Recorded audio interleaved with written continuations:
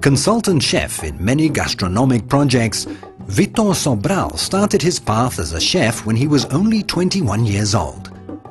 Today he is at the head of the restaurant Terreiro do Passo and lecturer at the Higher School of Hospitality and Tourism in Estoril.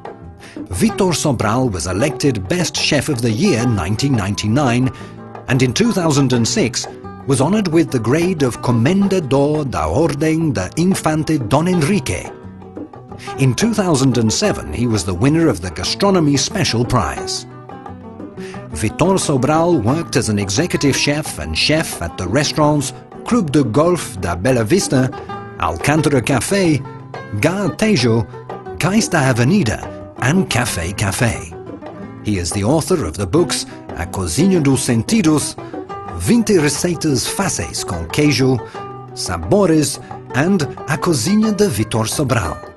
He is co-author of Nova Cozinha Portuguesa and O Azeite em Portugal with José Gouveia, Maria de Lourdes Modesto and Alva Martins, and A Que Sabe Esta História, together with Alice Vieira.